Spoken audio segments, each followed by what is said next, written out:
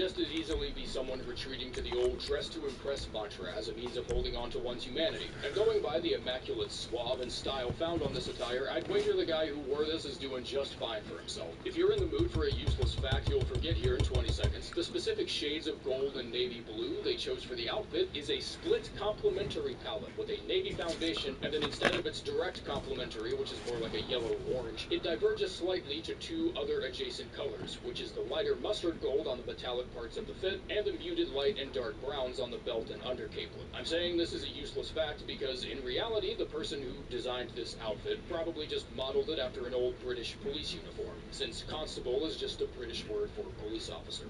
Don't think any of them wore fucking surgery gloves, though. No, I think that might be a creative deviation. The Crow Feather set, I fucking love this get-up. Easily one of the most visually striking outfits in the entire game, carried heavily by its long, flowing, feathered cape. A layer of textures that bite the very ground behind me while I dig a lightning rod into a brainsucker's throat like I'm fishing for treasure. The beak mask complements this perfectly, offering an aggressive Plague Doctor-inspired look that elevates a lot of separate chest pieces and other sets of similar make. It does, however, suffer from what I might be calling the Bonash conundrum here pretty soon, which is that the remaining pieces, the manchettes and trousers, are relatively plain and understated, which can be a good thing because they do an excellent job of staying out of the spotlight to let the cape and mask shine as the two main attractions, but they don't offer much individual flair on their own. Fortunately, the set's pieces possess incredible versatility that make the mask and cape exceptionally easy to just splice into other darker sets for a more tattered look. The hardwool fit is a nice pairing, the default hunter attire never goes wrong, like, you've still got options. The decorative Cold Hunter set. Early Yharnam hunters and their superstitious use of grass decorations are visible on multiple pieces of the DLC, but the decorative hunter set displays what is far and away their heaviest use, despite it only being a two-piece set. The use of metals like brass was believed to act as a prevention measure against beasthood, and the trousers, including a large constricting grass cuff, involves an early superstition that the scourge would begin by creeping up the right leg, because that's the kind of dumb shit you come up with when beast hunting has left you thoroughly shell-shocked and you know absolutely nothing about the disease you're constantly at risk of contracting. Being a two-piece with such extravagant detailing would point to it being a harder match for other pieces, but the Old Hunter's top hat comes with very similar ornaments around its mask. The Old Hunter gloves are a wonderful complement to the trousers since the use of brasswork balances itself between the left and right limbs, and not unlike other centerpiece sets like Caneburst and Constable, choosing the set as the main theme and then continuing from there does feel way more comfortable than using pieces from the set and then forcing it to conform with details on another, because it's almost always it's just not going to. Also, I like capes. I like capes. This doesn't have a cape. I want a cape. The Doll set. A sweater with woe in every stitch, outright rejecting the defensive practicality with some of the most domestic-ass defense numbers I've ever seen. I actually think it's like the second worst physical defense in the whole game. This set is the boldest possible exclamation you could ever make that if I could do hitless NG +6, then I think I get to wear whatever the fuck I want. The silver brooch on the lapel that's meant as a counterpart to the Mario Hunter set means pieces from that set will even further highlight its charm, and if you're willing to ditch the skirt in exchange for something a bit less passive. That quilt you stole from Bath & Body Works is actually a pretty friendly match for most of the game's more unobtrusive leg of art. Hey, how you doing? I'm Rap D'Angelo's business consultant, dependable tourist, and Mr. Famous personal assistant. Listen, you don't know Mr. F, but he knows you, and he said you'd appreciate a call. I get this might not be your thing, but pre-luxury real estate is installing art studios in their properties. You've seen them? Mr. Famous thought someone of your taste would be interested if you're thinking about buying yourself a mansion someday. It's the kind of thing that brings opportunities. Think it over, all right? Not the same in a way that just looks like I was trying too hard to do something. I also really just don't like the bonnet. Bit too civilian for my taste. I have no criticisms or inside of action value there. I just don't like it. The Executioner set. Bitch. Fucking.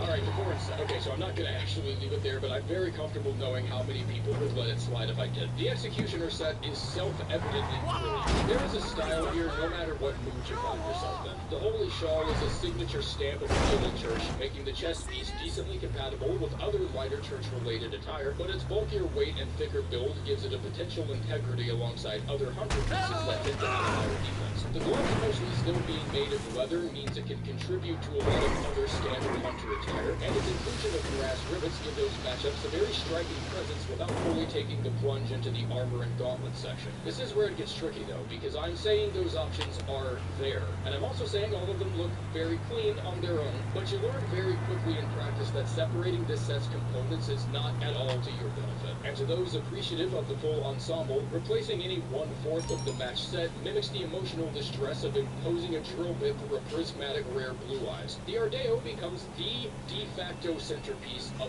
whatever it is working with. And I'm aware that losing my gallons to how fucking awesome that headpiece is by virtue of its commitment to being seen no matter what isn't really like the freshest bit of insight or anything, but if forcing you to stare at it for 95% of my B-roll didn't make my stance clear enough, it might be worth another mention or two.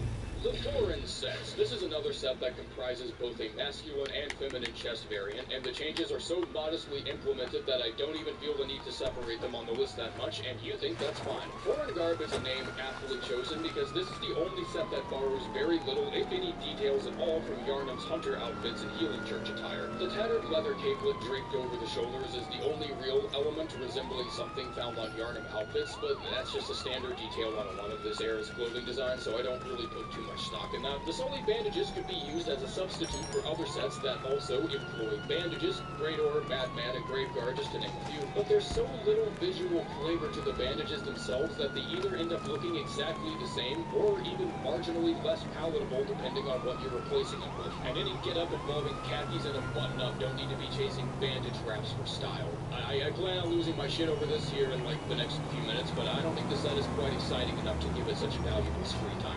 Gascoigne's set, a very memorable set for a very memorable boss that to this day remains emblematic of the fact that if you got past this douchebox, then you came to Yharnam ready for a fucking fight. The black leather gloves have an added bandage wrap constricting the piece that gives off a rich, pungent stench, a tell that he had been within inches of madness for quite a while up until when we found him. It's a nice bit of storytelling on a piece that takes a small visual risk by adding just enough flair on a pair of gloves that would have had nothing to stand out with otherwise. The style of coat bridges a lot of gaps between the church and the workshop, evidenced by the inclusion of a holy shawl commonly seen on church attire, while keeping the coat length that hunter fits tend to show off. And he ditches the standard issue trike one for something a bit more formal, though I'm not too sure if that plays to the set's benefit. It feels like an awkward middle road that looks afraid of taking the plunge into full formal and just being the top hat. And yes, I know the wide brim style is also a type of hat on its own, but when contextualized in a game that places such a heavy weight on human characteristics like formality, I still feel like it just works. Using a bunch of workshop details means it's able to accept gloves and legs for church guards and place it in a more aggressive context, making it one of the game's most flexible jacket pieces you will ever find without compromising any of its own identity. And nothing to say about the pants, because the pants obviously have nothing to say to me.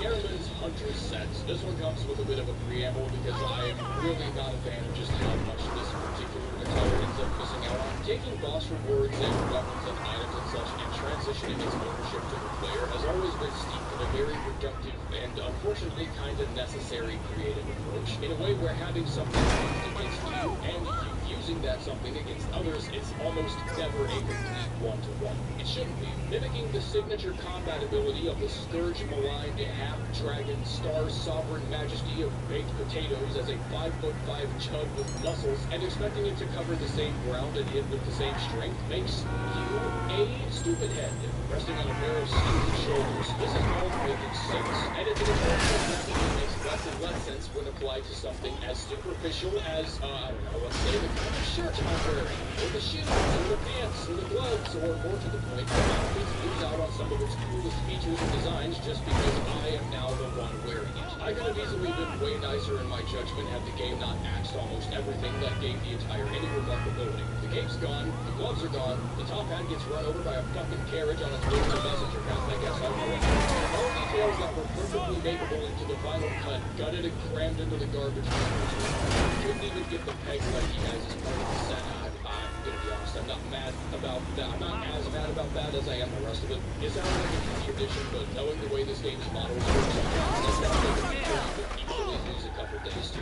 The Graveguard set. Not that there aren't a couple ways to wear this one outside of itself, myself, but the Graveguard set has been one of my least favorites for quite a while. Its unique details, disappointingly, aren't really that unique, and there are very few fitting matches for a headpiece if you're not willing to go out of your way for the Graveguard mask. The long road of foolish mask seems to be pointing me in the direction of a sort of agent of death. Get up that but the brand gold and red of the ensemble gives me the exact opposite effect. The glowing crystal tools lining the main road serve as some decent enough texture, but I personally think the Doom Prospector has still a better idea.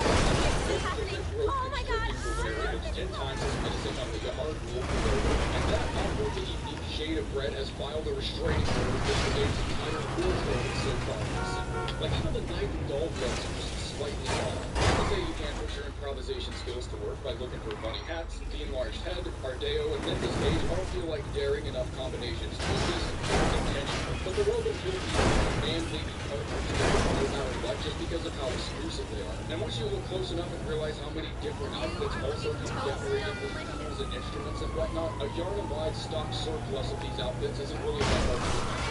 The hero set, I don't really know how the hero set got such a picture misfortune, but the only two characters seen wearing any of its pieces either becomes a beast or becomes the tutorial of a man cosplaying as one. And my desperate straw-brown ass decided to interpret this as a bittersweet allegory of how outfits that seem unkempt and disheveled might still actually make some real effort despite their parts done. If the dipshits caught wearing some of it had a whopping 50% chance of developing giant claws and a taste for human flesh, being overly nice doesn't sound like such a bad thing to me. The one sincere, heartfelt compliment on his fashion sense might be just the right amount of kindness that prevents a village from getting a prime-time spot on national news. Here's what I actually think about it. The headlock was even more nonsensical and inflexible. The gloves not fitting into the bandage theme shared by the head and legs feels like an identity crisis. And the sleeveless jacket feels so far removed from the rest of its elements that it could pass as the centerpiece of an entirely separate garb. Fuck the bandages, take the jacket, match it up with the legs on the Yarnum Hunter set or the Winter set, pull up the Prospector's hood, and just leave the gloves out of it altogether. If you're insecure about your bicep size, that's your own problem. Hendrix Hunter set. Hendrix Ensemble is as pithy as it is versatile, and even though its description categorizes its use of yellow linen as unique, you can mix and match your way to what I think are some of the game's most attractive apparel combos. If you dig Yamamura's garb and want it as a centerpiece, the gravy attached parachute pants beating against the wind like a whale blowing its nose might make it a bit difficult to hunt safely. Hendrix trousers end up being the perfect shade for a comfortable match, and even the gloves with its constricting leather wraps contribute some interesting textures to a lot of different hunter and shirt outfits. The four-piece, when judged purely as the sum of its parts, is unsurprisingly dapper as fuck. The feather cap is cleverly angled in a way that doesn't even show it in its menu icon, making for a dazzling surprise when you actually wear it and see it. The difference between the cap and the coat on which piece is the more impressive of the two is not a straightforward one. I'm glad I get to replace that stale hot dog bum the Yarnum Hunter set forces me to wear on my head. But the outfit's main coat is a uniquely special design that takes so many palettes and textures from the workshop's most recognizable attire that its very shape becomes a skeleton key. The yellow trim on the lower coat pairs well with anything from the old Hunter set, the darker chestnut color on the scarf increasing its visibility by using the jacket's feather colors as a backdrop, and God knows there's zero shortage of light brown gloves and trouser sets in the game, so there's really no denying the scope of that jacket. God, well, respect is earned, respect is given. This is the Hunter set, and when you wear the responsibility of being the game's poster child, being able to out-machismo the rest of the game's wardrobe is something you sort of just end up with. I don't know if I look forward to at least a few of you accusing me of punk status or some shit because of how I age myself in this next column, but this is one of the only instances I can remember where I watched a commercial for a game and actually wanted to be the guy on the cover art. Do you even understand how hard it is to do that successfully? If an outfit is emblematic enough for a trench coat and a meat cleaver to succeed at representing the whole game, that outfit is owed unconditional respect from those who decided to pick it up and play. And this game sold over 9 million copies despite the debuff of being an exclusive, so if you were one of those, then this is your fucking opinion too. It's one of the only ensembles that comes with its own accommodations, including 2 variants of the coat both with and without the capelet, and I can't say if the intent with that was to encourage players to get the ball rolling and start pulling up their own get-ups, but that's absolutely what it does. And choosing a top hat as its designated item is such a carefully unmeasured amount of frivolity. It is this very hat that provides what I think is the single most brilliant development to the game's lore. Using its own ridiculousness to emphasize tenets of humanity hunters held closest in their hearts in a way that evokes optimism in a landscape that just outright fucking sucks, keeping its design sensible all the same. This hat on this set is Fashionborn's ground zero. The night set. Alright, negatives out of the way first. I don't know what this addition to the outfit is technically called, but if it's going to just fuck my wardrobe adventures by weirdly inserting itself into my gorgeous flowing locks, as well as any helmet or headpiece with a visible collar, I get to say my character stretched a stack of coffee fillers over his head, and you get to be okay with that. The wig being as minimalist as it is allows an image to be in brown headpiece on other highly detailed sets with equal comfortability, yet it also suffers from a uniquely hilarious drawback being that choice of hair color can potentially fuck over the whole look if it doesn't match the white closely enough. If it does bother you that much, you have plenty of gold-colored options that provide quite the partner to the garb's golden trim, such as the brown, the ardeo, and even the mustard yellow and the gold hunter cap is a pinch matching by shitty enough lighting. The Madman says, I like the snake. And that's about it. I think the snake is cool. I would like to take the snake and I would like to raise him as my own. This set in and of itself is spare parts. And I mean that in a very literal sense. The warlords in this universe are throbbing with so much personality that it gets away with knight's armor, police uniforms, church dresses, and like 27 different flavors of vampire hunters sharing space together in the same tiny 3.5-hour long closet. And the category of man-grafted toilet paper remains one of the most competitive brackets. But there are so many ensembles trying to make this work. Bandage wraps are for when you want to look like you just got out of the hospital. And even if the theme is cohesive, you still just... well, you look like a guy who just got out of the hospital. Although none of that is really to say the chest piece isn't worth some extra consideration. Wearing it alongside the bill feels like an all-in choice for someone to enjoy, even if it does divert attention away from what's supposed to be the main attraction. But if you're aiming to keep the guard's serpent theme in the foreground, outlaw headpieces like the beak, airdash, and butcher masks all accompany the chest with their own various identities, and without the debuff of having to stare at a Hershey kiss and serve a capital punch. Lady Maria's Hunter set.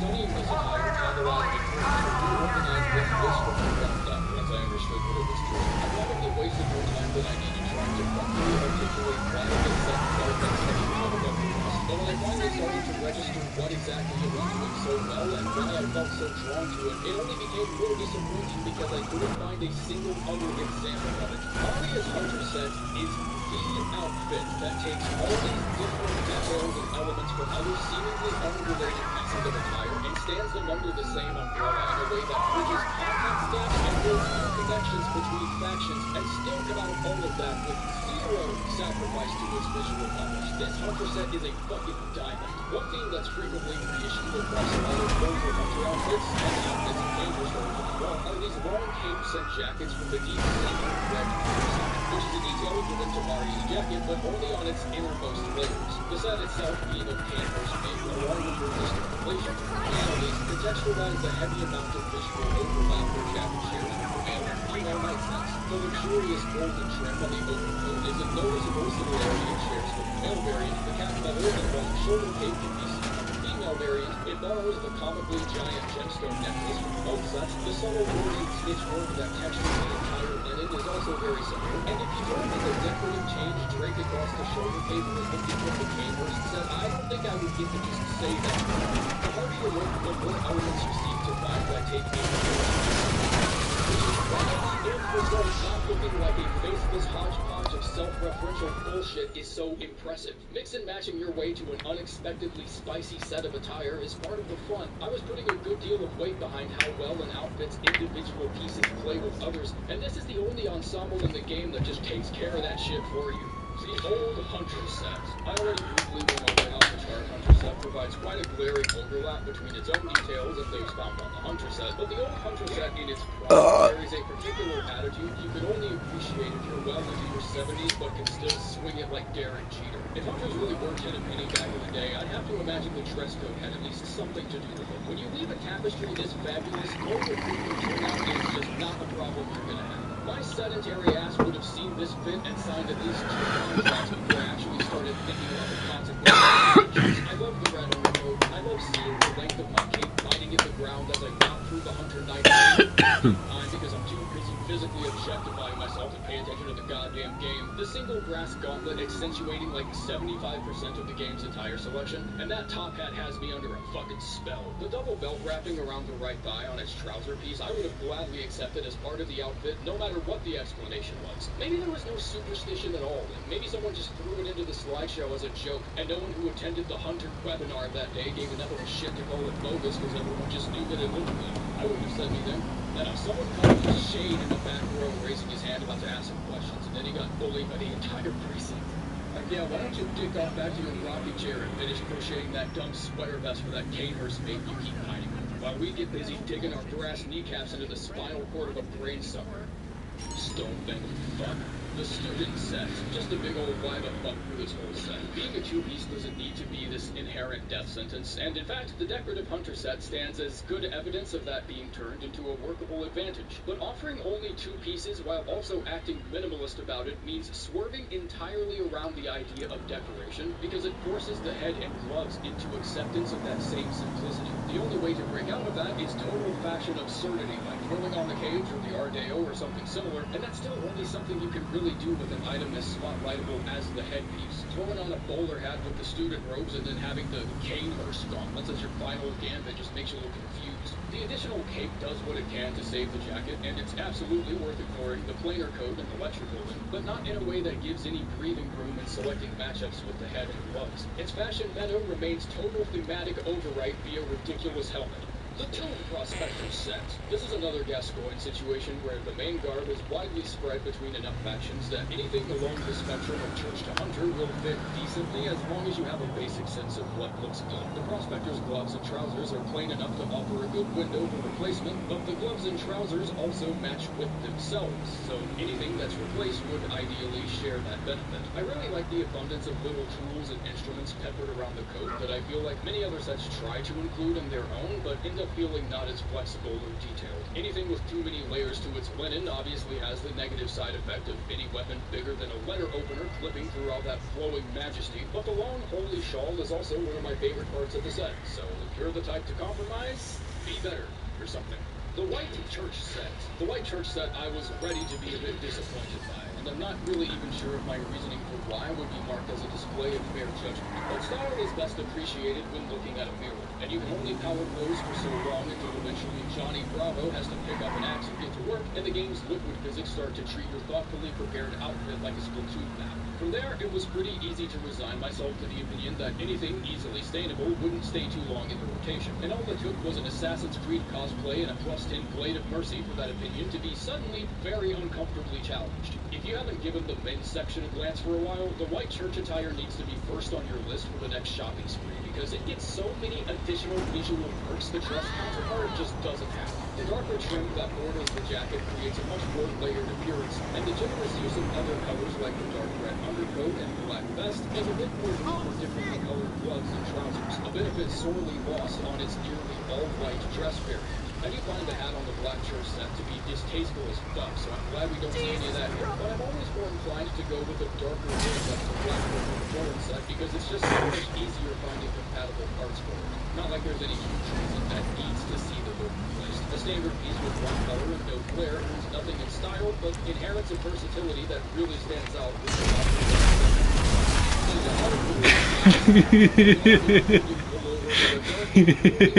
and one of the game's only heartthrobs available for inflicted death demon. We also have the Bone Ash and Graveyard sets for similar Oh. but nothing has quite the Shit. same foothold over that Dominion like the Yahar Ghoul set. And that unfortunately means with and without the attached Iron Helm, because they seem to be the only two pieces fitted specifically for its use. The default black hood looks awkwardly tiny by comparison. The Yahar Ghoul hood turns you into a fucking bobblehead when alongside any normally tailored suit, and the plain Iron Helm is just this oblong oddity that doesn't find enough purchase and armored outfits to even pass as seamless, but also lacks the appeal and confidence of other Joker card pieces like the Crown and Cage and whatnot. And the end result is just a piece of reinforced pottery that doesn't feel considerate of any size or style other than itself. I take it back, the helmet does have compliments. Too fucking much of them. The Yamakura Hunter set. You know, really wasn't a fan of the trousers at first, and if I'm daring to be honest with a public audience for some reason, I still don't really appreciate it as much as others might want me to. But everything else I think deserves a nice little nod of approval. There are a few elements about this ensemble I could call a patience check, and though it seems a bit too bulky for its own good on the surface, the scarf, the subtle ornate pattern on the jacket, and the generously open build of the jacket itself makes a great centerpiece for those that appreciate subtlety. The plain yet brazen style of the pointed hat would be a heartthrob on just about any outfit, and it's a piece that tends to be one of my first choices if I'm looking to replace any of the standard hunter caps. The armbands are honestly a sleeper hit, and I think a lot of players might approach tightly wrapped leather a bit reluctantly due to it just being kind of boring and plain. But that is precisely its hidden superpower in my opinion. The make itself feels thick enough to mimic that of thicker gloves and hunter attires that include gloves and garments, but the visual texture of something being wrapped around itself does leave an impressive amount of room for other outfits that might look better with a bandage motif. Just be careful around sources of fire damage because the pants could absorb too much hot air and you might start floating. The Yharnam Hunter set. The Tricorn might not come with the same age and battle-hardened flair as its cousins, but it is still an ensemble that knows when simplicity is the priority and when it isn't. A lesson yet to be learned by a surprisingly high percentage of the game's wardrobe once I actually sat down and looked at everything. The bandolier of blood vials that comes strapped across the chest of the male variant, I think is meant to be a counterpart to the belt and silver bullets found on the female variant. The open design of the male jacket is a preference I lean a bit more into, yet the skirt-adjacent make of the female jacket I think allows for more flexibility when choosing a leg piece on account of you not seeing most of it. The mask on the male variant is just a bit longer, the dagger gets sheathed on opposing hips, and a couple other discrepancies that might require more than just a passing glance, which is kind of a shame because, much like a starting weapon finds its own replacement 20 minutes in, I'm only allowed a relatively small window of time to fully appreciate it before I catch myself stealing glances at the church workers.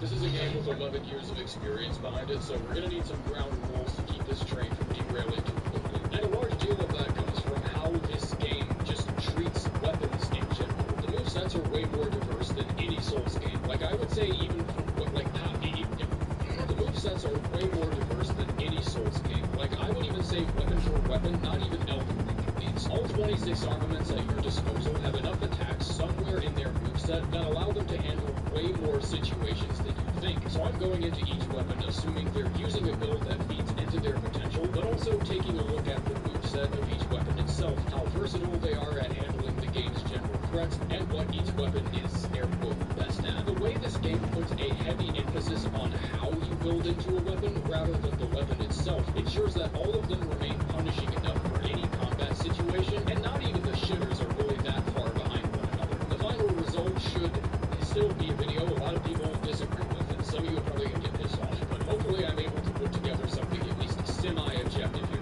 Number 26, the Cause Parasite. This weapon is so awkward and unwieldy that it genuinely makes the combat less exciting to participate in. This is the best argument for stealth playthroughs of Bloodborne, because seeing the damage and speed my R1s are capable of is the perfect incentive to engage with as little of the game as possible. Like, anti-drug ads aren't this effective. No charged R2, visceral attacks are a chore, way too slow on both modes, and cost way too much stamina. The attack values are some of the highest in the game when paired with the build leader, probably the highest for basic R1s, but the base damage is so low and its thirst for good arcane gems handicaps it so much that you need to have found a near-perfect setup just to make it stand up and compete with other weapons. And I wouldn't subject that much Chalice dungeon grinding to someone who murdered my son. It's fine for weapons to have dedicated builds, like Chikage and Bloodletter are some of my favorite weapons, but the Parasite isn't that. This doesn't feel like I need a dedicated build. It feels like I need the correct build, or I'm fucked from the jump. The backstab R1 is this weird vomit glob attack that's meant to build up poison on enemies, but the standard moveset is nowhere near fast enough for a poison build, and the poison produced by the vomit is slow poison anyway, so it's not even a good one. The only attack worth even a lowercase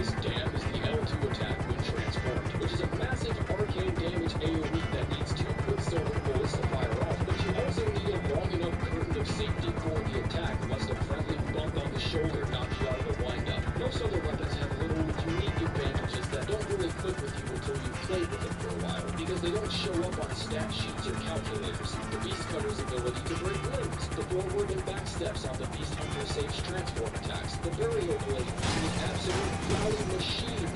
This one has vegetable head? Yeah, it's got nothing. Oh, it has less iframes during dodging. So, sorry, I almost forgot about that part. I guess that's its unique advantage. Oh yeah, and you're not dealing physical damage either, so you can't build up beast over them. What the fuck were we thinking with this? Number 25, the Boom Hammer. A hammer that goes boom. It tells you everything you'll ever need to know about how it functions. And that's a trend with these DLC early hunter weapons where not a lot of knowledge was cultivated yet about the enemy, and everything they fought with didn't have the same refinement from hunters of tomorrow that knew the exact math and science, the minimum centrifugal force generated by a pneumatic device required to rip a demon's penis off. This feels like an earlier variant of the Tonitrus where instead of transforming it to keep the weapon buffed for a certain time, it's just a one and done deal, which doesn't feel very effective. And this being the only difference between normal and trick mode makes for quite an accomplishment in the hunter's arsenal, which is a weapon that makes explosions boring. It really could have used something different too, because the standard moveset is the only moveset, and it's a painfully slow moveset at that. The fire damage isn't even that good when it's applied. Like, I mean, I get more damage is more damage, but I can't even justify using fire gems on this thing because of how unhelpful it is to the total AR. The oil-earned charged R2 combo is really nice when it works, and it returns even greater numbers when placed on a weapon with fire gems that deal only fire damage, but this isn't even a build option the weapon gives you access to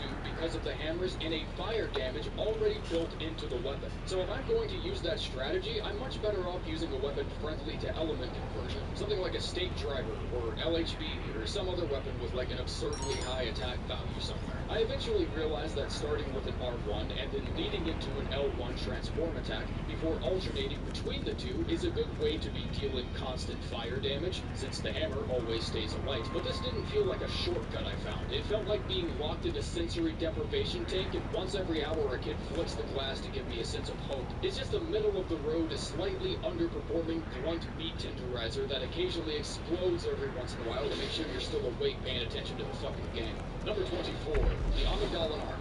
Shit, I thought the Boom Hammer was unwieldy to use. The standard R1 chain on this thing handles like a mining truck with a drunk driver. They really were just out here picking shit up off the floor and using it as weapons, huh? Did the hunters really decide they were going to use it as a weapon before the arm was detached? Like, what was the order of events here that took place for this weapon to happen? I could see some primitive research being done to suggest amygdalan bones were like a hard enough substance to double as blunt weapons, and then the arm nerves start twitching and slashing away at nothing, and one freak had to be like, now hang on, now wait a minute. The moveset is just as slow and cumbersome as you'd expect, which kinda sucks because the actual damage you get per strike feels really nice. The focus here is pretty obviously strength, since Arcane is left behind both in the damage department and in scaling by a good couple letter grades. It's there to be an accessory and as a failsafe in case you run into enemies with higher Arcane defense, not to be built around. If I've clusterfucked a run so hard that I start considering Arcane gems on a weapon with visibly higher strength scaling, I either don't know how the alphabet works, or I'm just trying really hard to stay positive. The transformed mode just seems to be a slightly faster moveset with better range and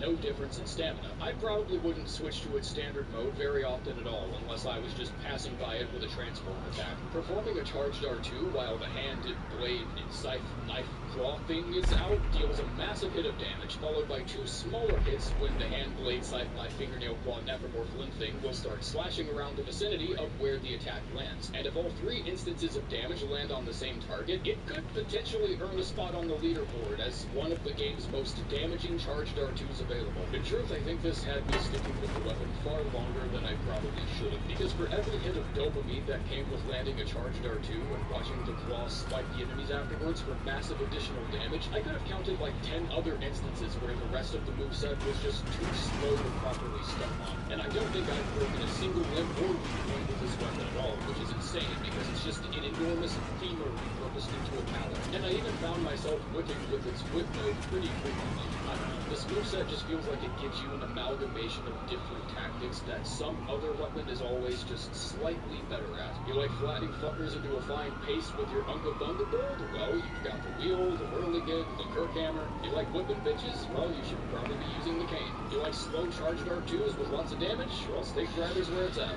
Number 23, Little Nitrous. Hearing that impact sound blast the shit out of the ground whenever that white shadow of Garnet used this weapon tricked me into thinking it was going to be really slow and unwieldy. And the Hunter NPC that uses it beforehand revs it back up after every other swing, so I could never get a proper eyeball of its complete attack chain. But that attack speed from the basic R1s had my eyebrows strategically moving into the pleasantly surprised position. Charged R2s are decently quick. R1 spam gets even stupider when in taser form, but bigger enemies tend not to receive any kind of blowback from it unless it's a really hard-hitting attack with a lot of impact, which is likely going to be either the charged R2 or the jumping R2. It's only capable of two types of damage, which is blunt damage and bolt damage. Even the little poke attacks from the weapon just deal blunt damage, despite the motion being a thrust. And being a self-buffable weapon means it locks you out of buffing it with fire paper as well. This makes it a really strong weapon, so it's very tough.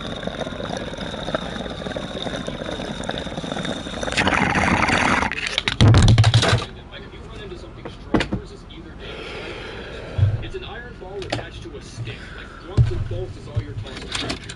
Number 22, the Beast Cutter. I understand beast hunting was quite a learning process back in the day, so the inelegance can be excused to some extent. But why does my hunter, with all the knowledge and skill way past this point in time, swing it as clumsily as the dudes who use it? Basic R1s in its default mode don't exactly give me the impression that I know what I'm doing with this, but the whip form confidently exhibits some of the worst recovery periods you'll ever push through, and transform attacks in both modes are carried out at a Monday morning traffic jam pace that makes it feel like I tied cinder blocks to my wrists before heading out to hunt. Putting the barbarism and unwieldiness aside, the basic cleaver form does feel like it's doing way more work against a larger variety of shitters than what the whip mode attempts. On the whip mode, the attack values are expectedly weaker since it's being swung across a really wide vicinity a la threaded cane, but the basic attacks do seem to have a stronger effect on enemy hyper armor while in this mode, which I'm guessing is the intent behind such clumsily long recovery windows, since, you know, the recovery windows are the follow-up R2 attack on the whip form has a stagger value even larger than that, but with the consequence of having to commit to 2 whole heavy attacks. I still think the whip form has too many strikes against it to be worth it personally. Honestly, I think the speed of the whip form is just too slow to keep up with most crowds, despite it being intended as a crowd killer. I tried fighting the long fight against Rom by just killing all the little spider eyes that drop in so I wouldn't need to worry about them when I got up close, and it felt like it took longer than what it would have had I just used the cane or burial blade or any other weapon that targeted crowds with good range. Probably because those other 2 weapons don't use nearly as much stamina. I'm having to dedicate 25 stamina per strike for this thing just for its basic R1s. If you're running through the game once per weapon or something, and you just absolutely need to use this on the run, build into the charged R2. It's already capable of clinching enemies as big as Nightmare Executioners in the DLC, and it's also the highest attack value available to that weapon, sitting at 190. So from there, you're just a good striking gem or 2 away from stomping bosses so hard in the mouth they'll need to sit down to brush their teeth. Number 21, the Reiter Palash. The transformed R1 chain is fast as shit. Alright, that's about it for the positives. Damn, that's a B in Arcane at +10. Yeah, wow. You imagine doing something with that? I can't. The default R1 chain is mostly thrusting damage, a nice benefit in and of itself. But when accounting for all the prior instances that damage type just shows up on a weapon unannounced, it doesn't really feel like the novelty it was introduced as. Bone Marrow Ash can't be used on the transformed gun mode since it's technically a right-handed armament, but it can accept up to 3 blood gems, and specifically tempering damage gems that increase the attack power of both the blade and the gun, where normal firearms can usually only use 1 gem, if that. Tempering gems I think work the best here since blood damage is also physical, but that's really the only setup that ensures that the blade and the gun are getting significant improvements from anything. The transformed R1 is noticeably quicker to whip out at the expense of not dealing any thrust damage, making the fact that you can turn it into a gun the signature and debatably only worthwhile feature of its transformed shorter mode. And it makes a nice clicking sound, so I guess that's 2 benefits. However, I will give it some points on its parrying efficiency, since shooting the gun mode feels no different from just using a regular sidearm like Evelyn or the Hunter pistol, making the parry playstyle feel very natural with only one trick weapon and technically no pistol. And the visceral damage you're handing out only gets better with thrust damage blood gems, since visceral damage is considered a thrust attack, which already pairs with the Rider Flash and its thrust-heavy moveset. It's a bit of a knowledge check, and perhaps that's why a lot of people think this weapon is poo-poo tier, but like most tools of destruction, knowing how to, fucking use them correctly is half the battle. Number 20, the Rifle Spear. It's a blunderbuss, and it's a spear at the same time.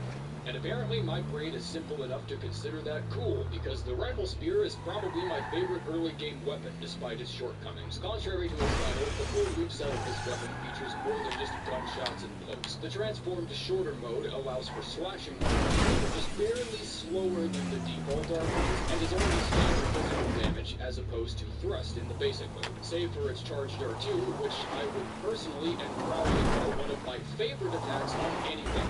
The attack value of 245 is already enough to lure me into making some pretty bad decisions trying to land it, but the forward charge you do before the hit lands is what makes this attack so brainlessly powerful. And despite the well-founded complaints the weapon has earned itself over the years, none of it has anything to do with this attack. That little forward advance may not feel like a lot of distance, but you can begin charging this long before you're ever actually within threat range of an approaching enemy. And by the time they've gotten close to you, the attack is already in progress, the package has left the facility, and there's not shitting hell almost any enemy can do about it. This is one of the easiest charged R2s to land on any target. If you're looking for a new way to play with the Rifle Spear and to thrust, blood tinge, hybrid builds just not a weapon for you, slap a handful of striking gems on this bitch. You will laugh your ass off at how effective it is. It's not as good at building Beasthood as the Rider Flash, just because it's a bulkier weapon with a slower reset, but the relationship the Rider Flash has with parrying and visceral damage also extends to the Rifle Spear as well,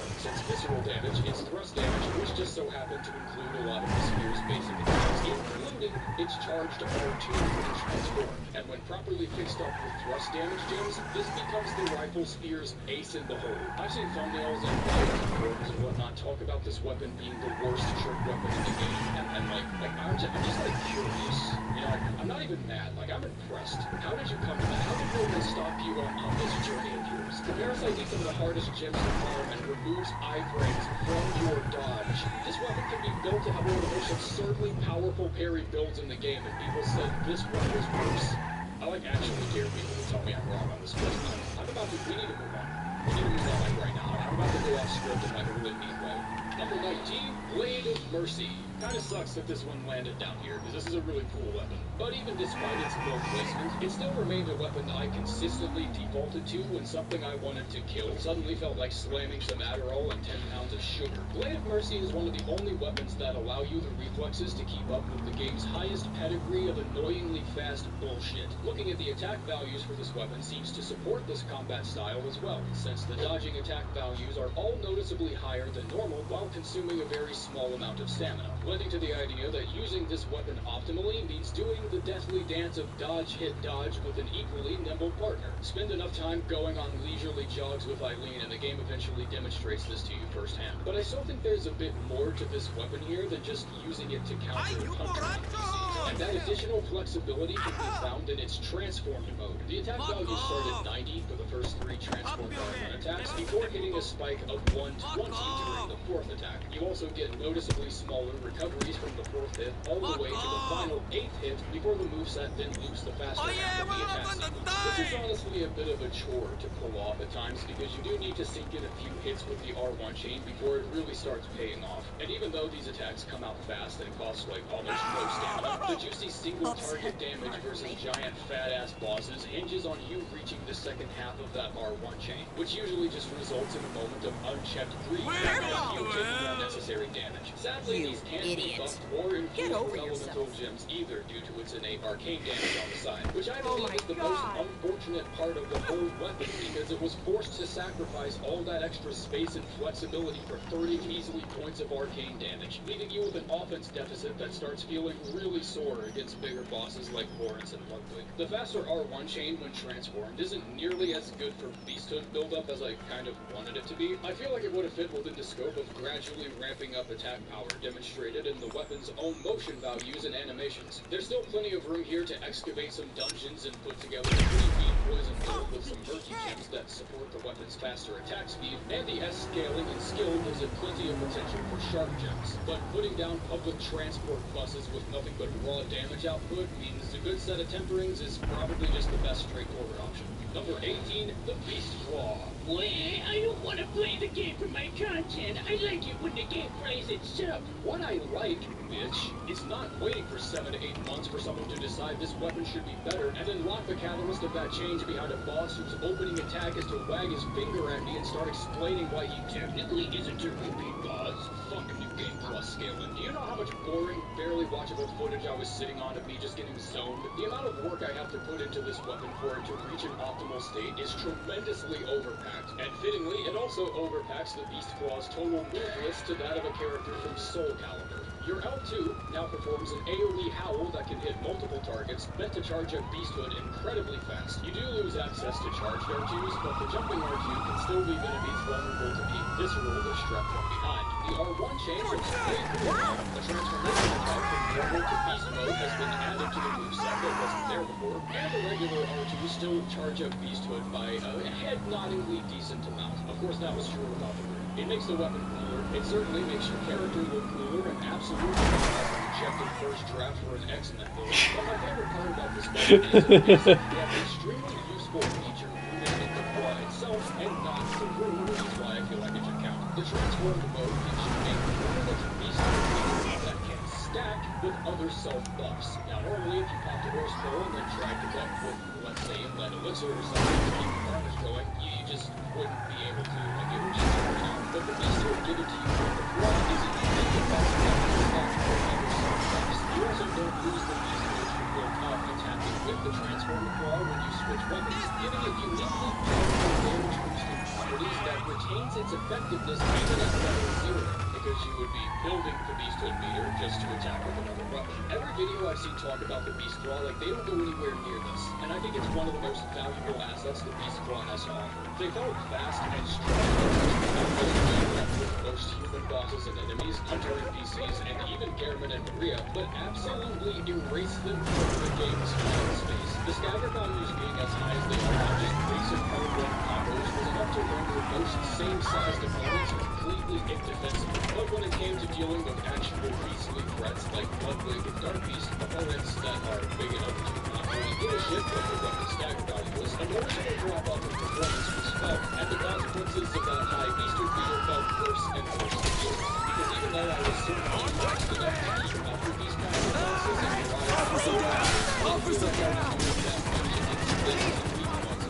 there are ways to really work, but it's by far not the one weapon you can depend on when going after anything bigger than you, unless you're just good at not getting hit.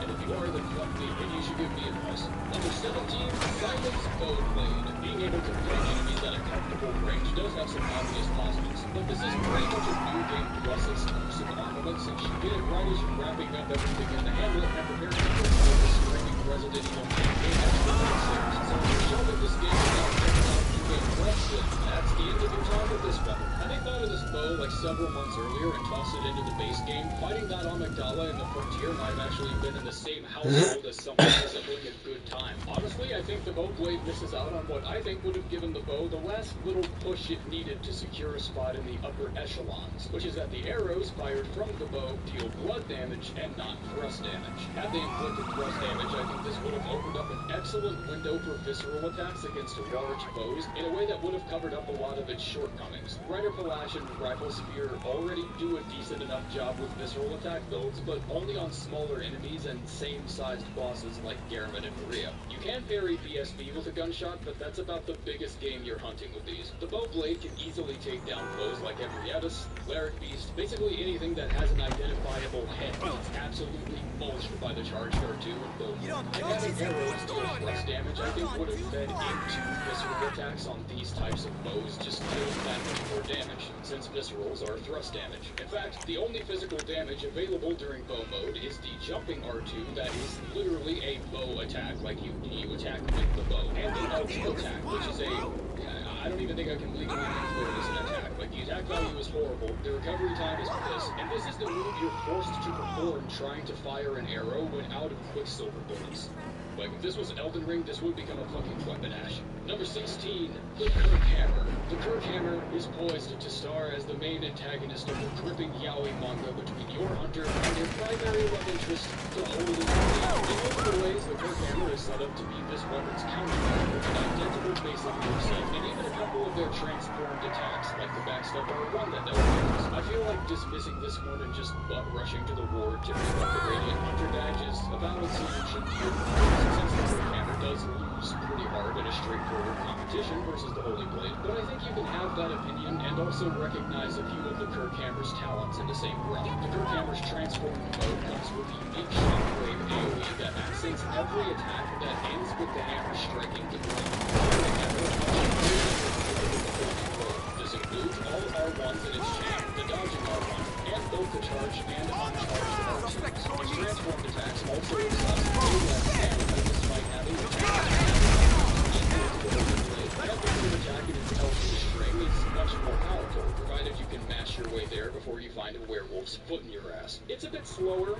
It's quite a lot slower, actually. And despite the strength scaling being higher than anything the Holy Blade can offer, it doesn't really have any noticeable competencies anywhere else, leaving very little room for this weapon to actually stand out in a positive way past the mid-game. Number 15, the Stake Driver. This would have been the perfect weapon if it had any courtesy and respect every time, but that charge-up duration needs a task on a Trello board for how long it takes and how nervous I am that I'll get through each shot beforehand. That 355 attack value is more than worth it, though. Weather mixers are completely necessary here, but they're a wonderful tool to help you practice what attacks from which enemies you can and can't punish. Against bigger bosses like Ludwig and the One Reborn, it's honestly, it's not even that hard. But the tricky targets are the hunters, the ones that move around a lot. Because no joke, you could parry a hunter and immediately start charging the Stake's transformed R2, and they would be back up and in the middle of another attack before you even fired it off. That is not a joke. I've seen retirement home traffic jams that move quicker than this charged R2. They could have done away with the improved attack value altogether, just so it wouldn't necessitate the lengthened charge time. And I think I still would have fallen in love with it. That charged R2 sound effect is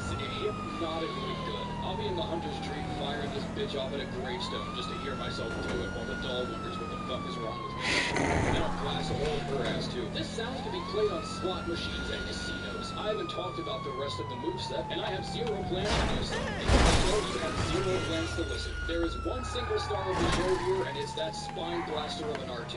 Blood gems also get really fun on this one. Striking gems finally have their own dedicated weapon, but Arcane remains its highest scaling at 63. And this got me thinking about elemental conversions. In most cases, this will almost never return numbers as consistently high as a set of temperings, and are usually just placed on a weapon for the means of hard countering a specific type of enemy, or boss, or region, or whatever. Blasting someone with an oil or blasting their whole life with some cheeky fire damage is usually reserved for very specific weapon setups that deal exclusively fire damage, and the bigger the original attack value is, the more worth it that becomes. And you've got your hands on the single highest attack value in the entire game right here. And an oil-doused enemy being the target of a fire-infused charged R2 from this is going to have a very shitty day.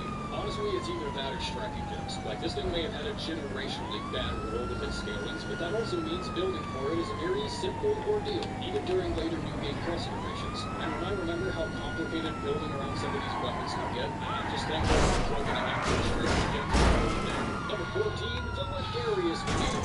Flexibility and combat options on a strength build usually go together like wooden houses and hurricanes, but if the whack-a-mole combat style of the Kirk Hammer left your dopamine receptors feeling dry and shriveled, why not give that Unga-Bunga build a PhD with arcane split and some scary sound effects? The strength scaling on this thing is unreasonably massive, and a strength investment can have this wheel delivering blunt damage similar to an actual car accident. That's all I'm saying about this half of the weapon. Like, you know what a strength build is.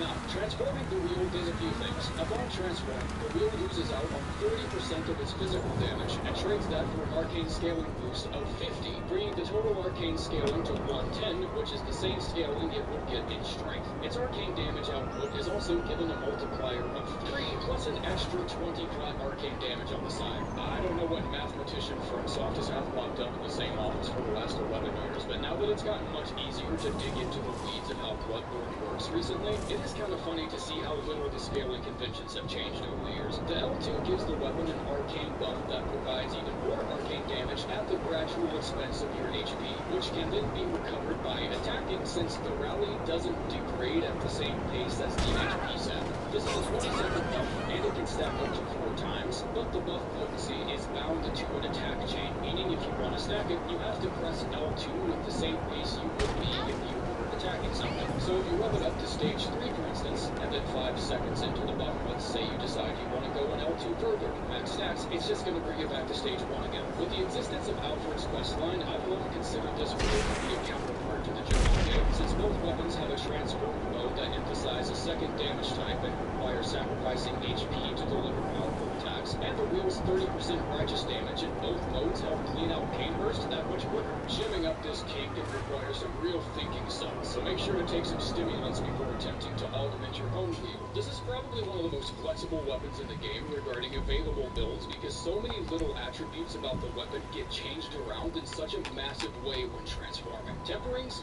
Good. Strength scaling? Good. Striking gems? Good. Blunt damage gems? Good. Arcane gems? Good. Arcane scaling gems? Probably even better. Even poison gems can perform pretty well when hitting enemies with the wheel's multi-hit R2s when transformed. And since you can already kind of gain some HP back from attacking due to the rally bar having to play this game of catch-up, you can even throw some lethal gems on it to help you out even more. Maybe not enough to nullify the HP loss outright, but you can get pretty close. As long as everything you're throwing on it is buffing the same 1 or 2 attributes, this weapon can handle anything in the game that doesn't relate to aliens or jello. Number 13, the Hunter Axe. I like elemental setups on this weapon a lot. The arcane scaling isn't that bad, it's actually pretty good. And going full elemental damage opens up a lot of room to exploit damage weaknesses like bolt damage versus brain suckers, or fire damage versus I guess everything, to be honest. Everything else, at least. It's a really great weapon, but in a really simple and dependable way. So simple and so dependable that it became an early pick for the game's most broken weapon before people started speedrunning. Surely spin to win and high rally weren't the only 2 reasons behind why this axe was able to charm so many players in the heyday, but after a solid replay with it, I think those reasons might be enough. The strength in arcane scalings and high base damage feel just serviceable enough to stay threatening throughout the whole game despite being a starting weapon. It has a variety of different animations in its moveset that allow for both wide sweeps versus crowds and overhead swings that can take care of high hitboxes on big enemies. The charged R2 covers a massive area in front of you and comprises 2 separate hits, also with their own separate non-lowered attack values, totaling out to 280,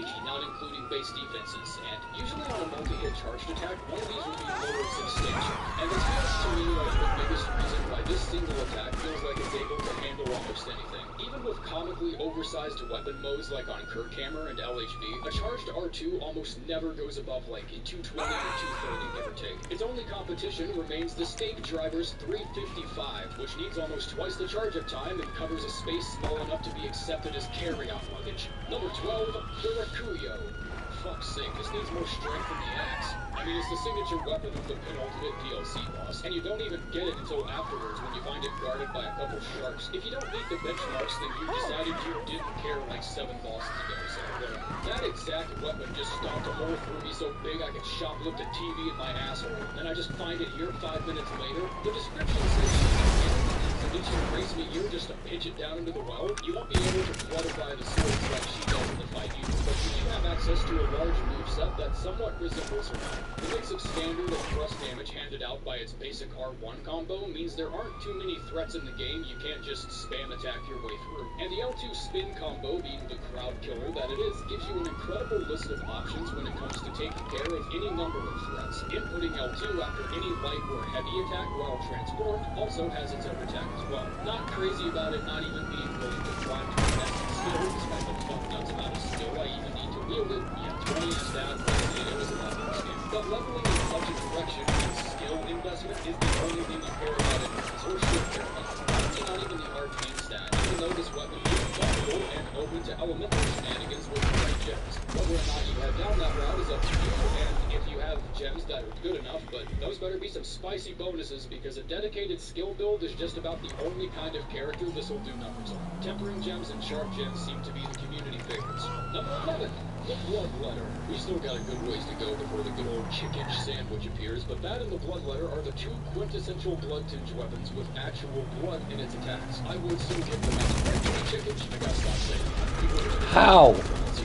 I would still give the match point to the Chikage for its insanely high flexibility and wider potential, but my runs with the Bloodletter are way more enjoyable if I'm being honest. The Chikage is a picky bitch that doesn't know what she wants half the time, but the Bloodletter is beautifully uncomplicated, a master of her own priorities. The Hammer mode deals physical damage and scales with strength, the Tricked mode deals blood damage and scales with blood tinge, and building around either is as straightforward as the metal pole in my mom's back. I typed the word pole for some reason.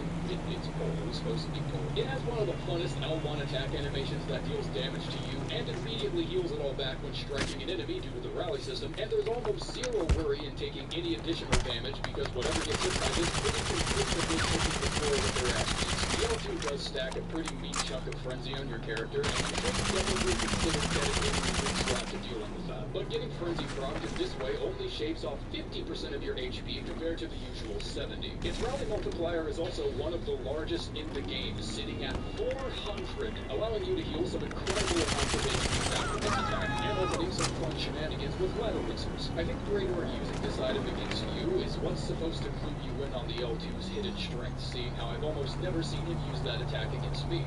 Mostly because I just blast him down like Cyclops from the X-Men until he leaves me alone. Like this or walking bitch was keeping secrets. Number 10, the Holy Moonlight Sword.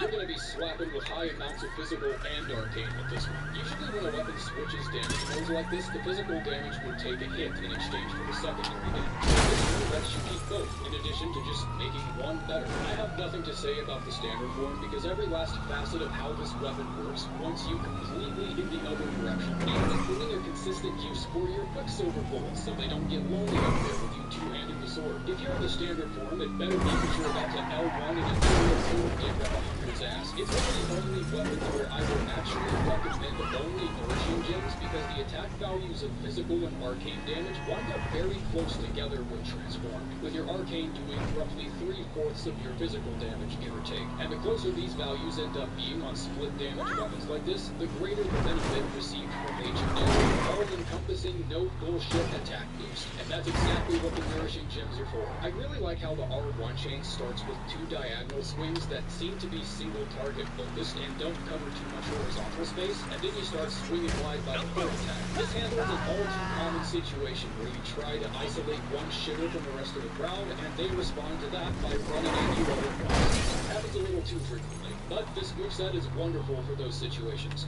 Number 9, the Burial Blade. So, couple things about the Burial Blade here. A lot of its motion values are really strange when compared to other weapons, namely in the department of dodge attacks and rally. The way the attack values are set up on this weapon pushes the player towards the idea of evading damage and then countering with a roll or dodge attack. The modifiers are slightly higher than what you would see normally, with its transformed rolling and dodging R1s all measuring in at 120, where the average would be closer to something like 110 or 105, or sometimes even less than 100. Blade of Mercy is set up with the same kind of values, which support the same dodge-hit-dodge playstyle. They're also both made of the same heavenly mineral known as siderite? Siderite, yeah, which makes that really satisfying sheen sound you hear during the same attacks. This combined with its oddly and kind of alarmingly high rally MVs, especially on its transformed R1 chain, makes for a remarkably strong option when pushing through high-intensity areas with crowds of enemies. The attacks in the transformed R1 chain have rally values of 195. This is absurdly uncommon. For the sake of comparison, the Chikage's transformed mode also has notably higher than average rally values to offset the gradual HP loss, but even the R1s on this weapon trail the Burial Blade by a good 50 or so. You really notice the difference in blood vial expense when taking beatings during long excavations across high-traffic areas like Yaharpool. The L2 chain almost feels like it's acknowledging its own shittiness in tight spaces due to deflection off walls, because it's this high vertical reach that covers almost no width at all, which is why it remains a favorite of mine for disposing of amygdalas and Vicar Amelia. Like, get into a slap fight with whatever you want with this thing. You will not die. Number 8.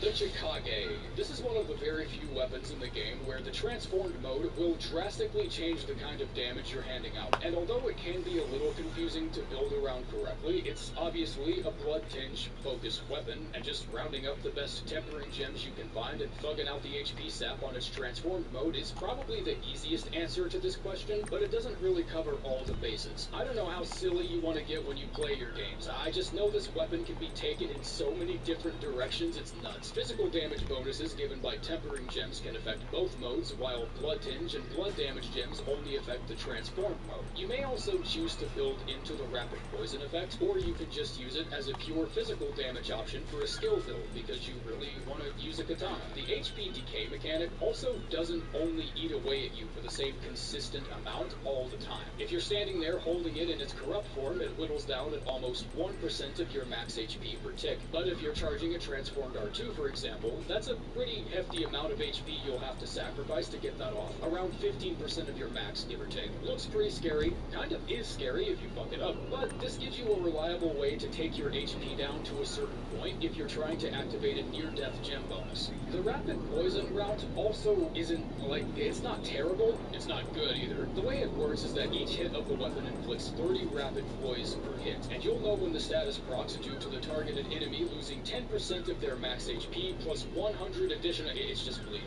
Like, it's literally just a bleed status. Like, what the hell happened to this game's naming conventions? Any other Souls game would have just called it blood loss or corruption or something. Fucking anything but the word poison. Like, I was expecting this to go down gradually. That's what poison builds do. It also does not scale with any stat and will not be improved when upgrading the weapon. So, unless you've got a few rapid poison gems handy, that 30 buildup ain't moving for shit. It is drawing a line in the sand and staying right where it is. This can commonly feel like just blooding up the weapon and R1ing shit to exhaustion is the only way to actually proc the effect, because a majority of your boss encounters in the game are stacked with 999 resistance to both types of poisons. I don't care what the Excel sheet says, do not give up. That shit is way more possible than it sounds. It's still difficult, but the dopamine release from that proc is going to last you for the next 3 business days.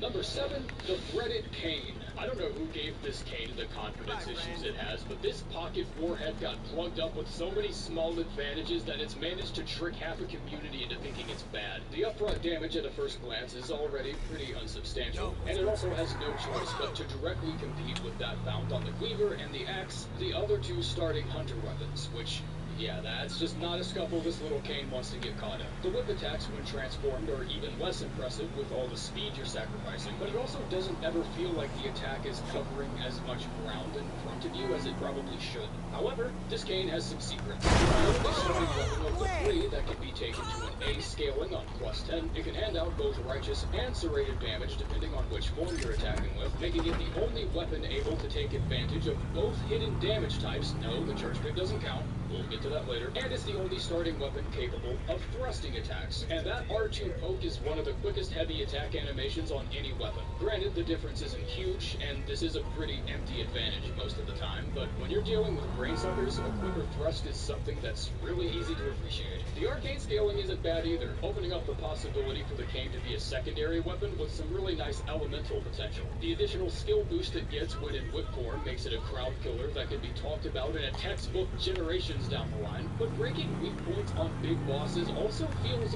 way too easy for a weapon this unassumingly small. And this combined with the extra skill scaling it gets in whip form can create some of the most aggressively one-sided boss fights in the game. Like, you're gonna see some real David and Goliath shit taking this cane anywhere past a million.